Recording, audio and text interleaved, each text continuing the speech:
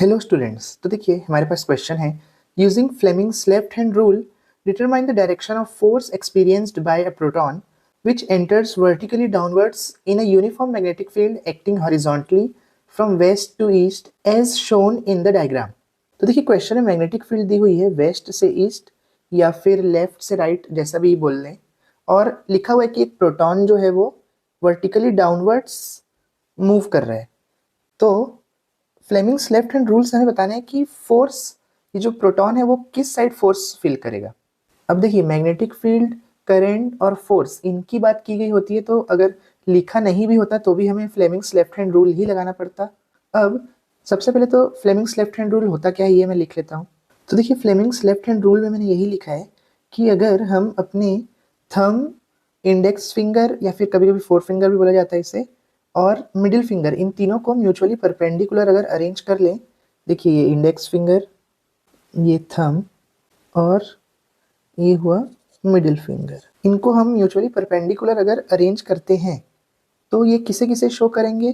तो थंब जो है वो फोर्स के डायरेक्शन को शो करेगा, इंडेक्स फिंगर क्या शो करेगी, मैग्नेटिक फील्ड के डायरेक्शन को, और मिडिल फिंगर क्या शो करेगी, करंट के डायरेक्शन को। तो ये फ्लेमिंग्स लेफ्ट हैंड रूल होता है।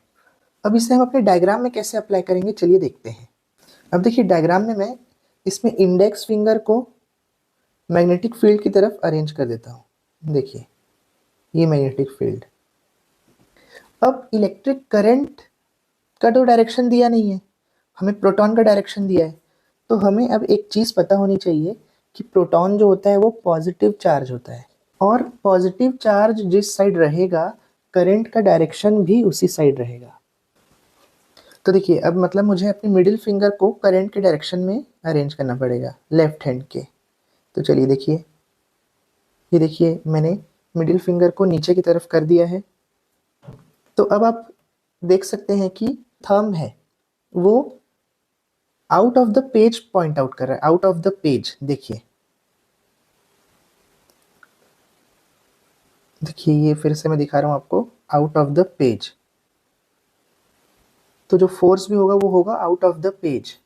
देखिए आउट ऑफ द पेज भी लिखा रहता है या कई कई बार आउट ऑफ द प्लेन भी लिखा रहता है, पेज स्लैश प्लेन। तो देखिए बस हमें अपने लेफ्ट हैंड को अरेंज करना था और आंसर निकल जाता। और एक चीज़ और पता होना चाहिए कि जो करंट का डायरेक्शन है वो प्रोटॉन के डायरेक्शन में ही होगा।